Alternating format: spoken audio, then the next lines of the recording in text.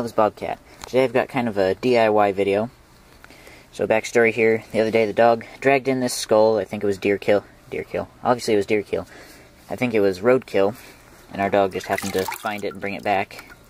The one antler is missing, and this side is actually really unique, so I wanted to mount it. But the skull's in pretty bad shape, so I'm going to do a half skull mount. So you can see I've cut the skull in half, right down the middle. I'm just going to mount this half right on the wall. But, anyway, what I've done here is I've got about 2 gallons of water and about 1.5 cups of salt. I'm just going to let it soak to pull out all the oil from the dried bone. Then we'll see where I go from there, because I don't know myself. So, we'll see. Okay, so it's been 24 hours. These have been soaking in this salt water for that whole time. Left it in the back of my truck so the animals didn't get it, because this smells bad, so I didn't want it inside. So, there you can see, not a lot has come out. You can't really see the grease that's in there, but the water is discolored. So now I'm going to hose them off, rinse them, put them in that bucket of soapy water, then I'm going to boil them a while to get the last of the grease out. Then I'm going to power wash them to get any last little bits of, like, fleshy stuff out of here. Right here I'm just going to pop this ear canal out, because there's a bunch of fleshy stuff in there, fleshy nasty stuff. You just stick something down in it, pull sideways, and it's over there. Flip your skull over. You'll see there's kind of some more ear material in there, so you just want to smash it inside, out through the brain cavity.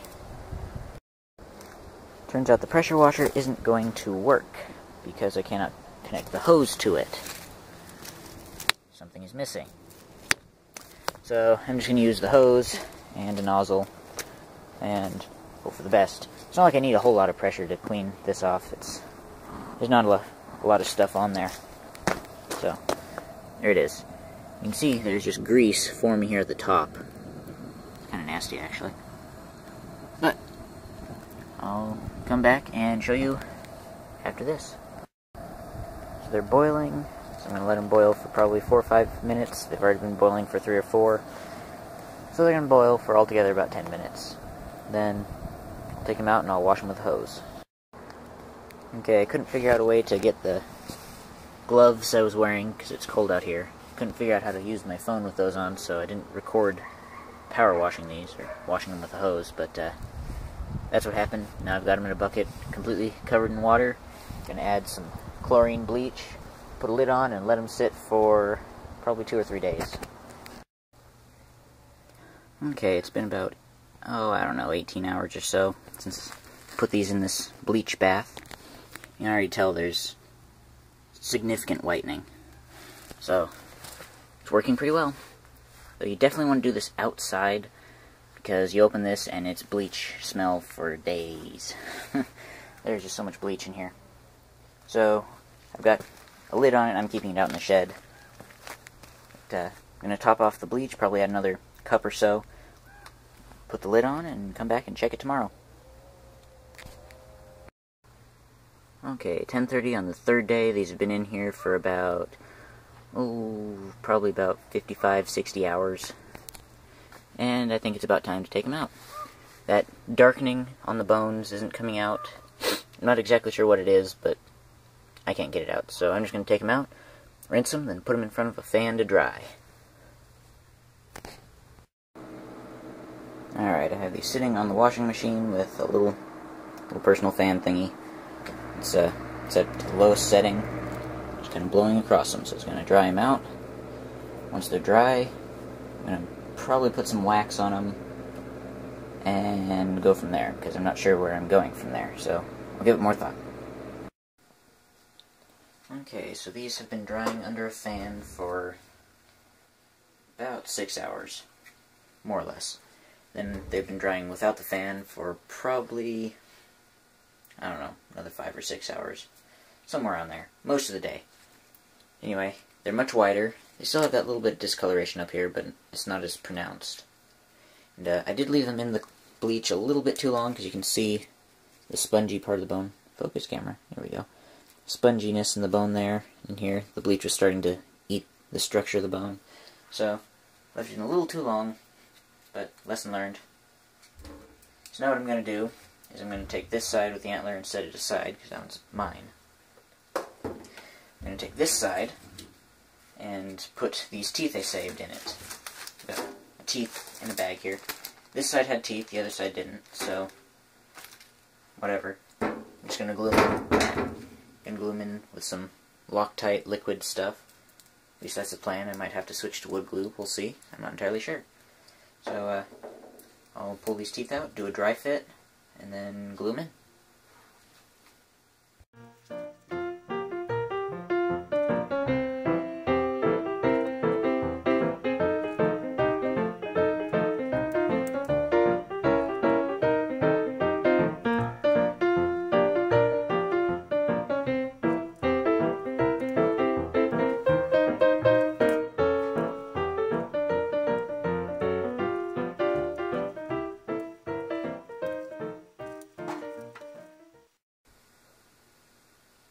Okay, if the camera will focus, I've got them all put in there. Now I just have to glue them in, so I'll do that.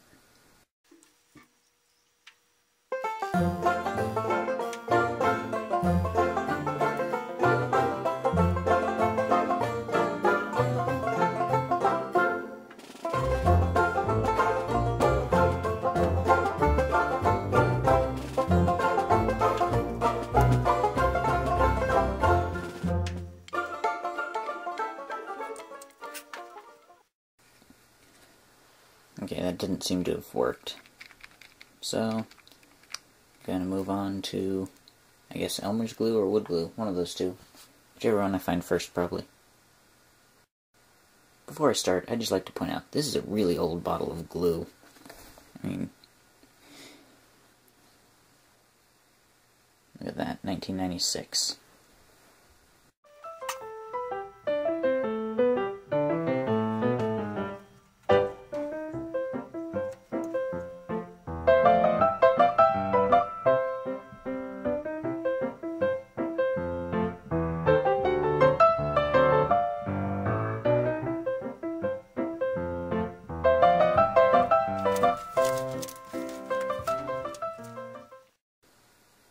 Oddly enough, that super glue stuck, but I still put a coat of the Elmer's on the outside.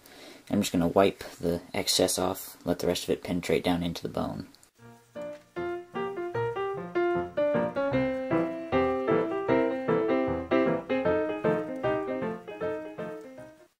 We'll zoom in here. I'm going to step around behind the camera and hold it this way.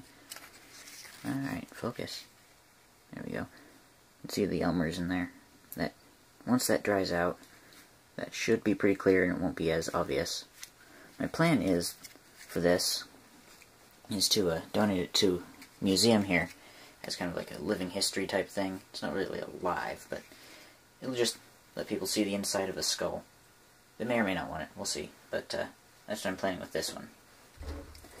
So I'll let this one dry for probably overnight because it's already almost 11. For this side, I don't have any teeth for it. So, I'm not sure what I'm going to do with it. Probably, I don't know. I might give it a coat of wax. Actually, I'll probably wait to do that till tomorrow. So that's probably going to be all for tonight. Okay, so this dried. I was going to work on it earlier today, but had to do stuff around the house. But, alright, come here.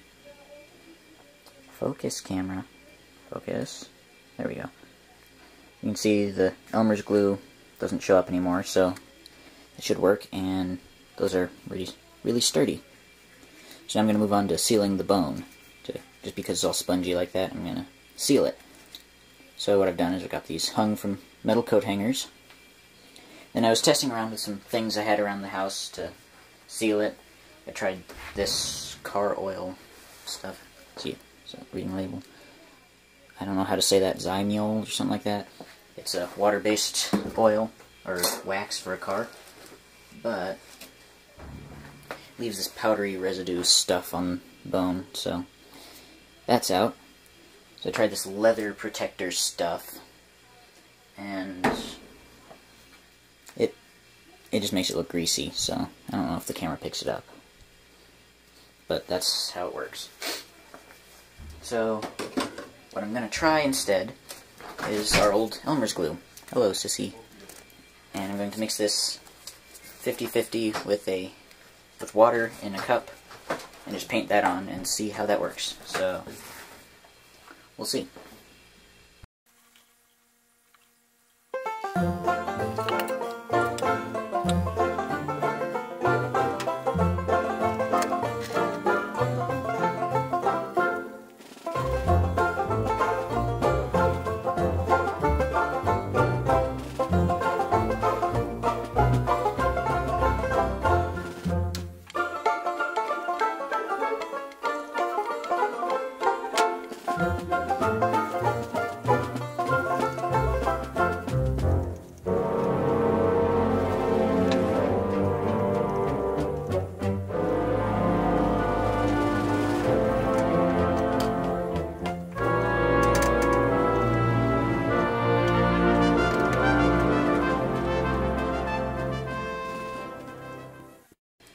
Okay, for this side with the antler, I've just got the antler wrapped in saran wrap, just so it doesn't get glue all over the antler, because I'm going to stain that later with something. I'm not sure what yet.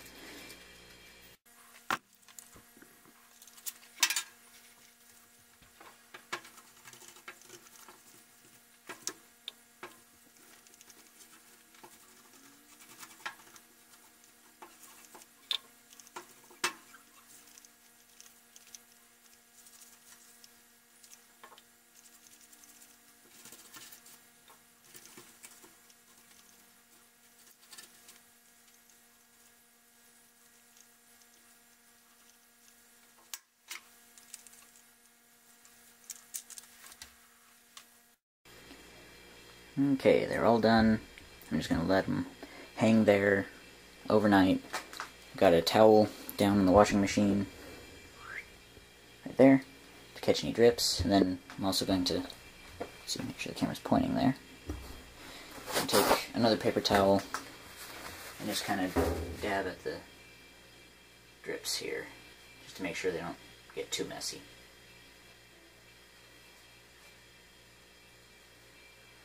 And again, I have no idea if this will even work or not, but I'm going to find out. So, let those dry for probably another 13 hours or so. Okay, so it's been a couple days. I kind of got distracted, but I'm back now. So, what I've done here is I took the saran wrap off the antler. You see me over here? Yeah. Took the saran wrap off the antler, then just wrapped the skull up, and now I'm going to put a little bit of color onto the antler. As you can see, it's got a little bit of color left. There's like moss or something growing in there. Up in here. But anyway, I picked that out with a toothpick. So I'm going to stain it. So what I've got is this Minwax wood sheen stuff. It's water-based, so my thought is I'm going to take some and put it in this cup that I used for the glue. I'm going to squirt a... Wow, that was more than I wanted, but oh well. Squirt it a bit in there. I'm going to cut it pretty far with water. There we go. I'll mix this up. I'll pause the camera while I do that, and I'll brush it on. Okay, so while I was mixing this, I noticed some of the glue is coming up off the bottom. That's not a bad thing. It'll just add another coat of protection to the antler. You can see this is... Well, I don't know if you can see, actually. You can see this is very watery, very thin. So it should get into all the little cracks and crevices. What I'm going to do is I've got this paper towel here. I'm going to brush it in onto the antler, let it sit for a second, and then dab it off, and then move on to the next part. So I'll show you a couple seconds of that, and then I'll skip forward. Alright, here we go. Take my brush in, run it through all through here, however you want to say that, I guess. It's America. Unless you don't live in America. In which case, things may be different for you. Alright, so that's enough of the stain right there, so I'm going to dab it off. Actually, not a bad color there. See that? The difference there between this tine and the rest of the antler. So I shall now do that to the rest of the antler. Okay, I put the first coat of the diluted stain on here, I realize I'm going to have to put a second coat with it a little bit thicker, but that's okay.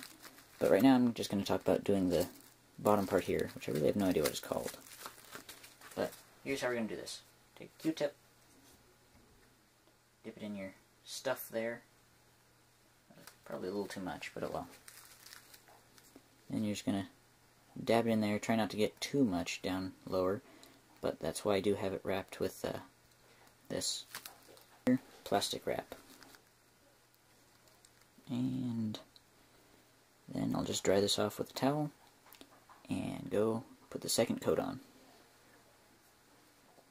What I'm going to do now is I've drained most of the water out of my little cup here, and I'm just going to add more of this to make it a thicker, darker stain. So I'll mix that up, slather that on, and then I'll show you the result. Okay, pretty much done with the second coat here. And I'm doing something a little different. Down here I'm just going to kind of let it dry a little longer than before. This one, it seems drier than the rest of the antlers, so I'm going to put a third coat on while this is drying. See how that goes. After blow drying this for a couple minutes, I'm liking the way the main stem is turning out. I like that color. This tine, however, will not keep any color on it. So what I'm going to do, I think, just put some on and let it dry quite a bit. Dry pretty far before I dab it off. We'll see. For whatever reason, this tine will not take any color, so I'm just going to call it done. I'm just going to say this skull is finished.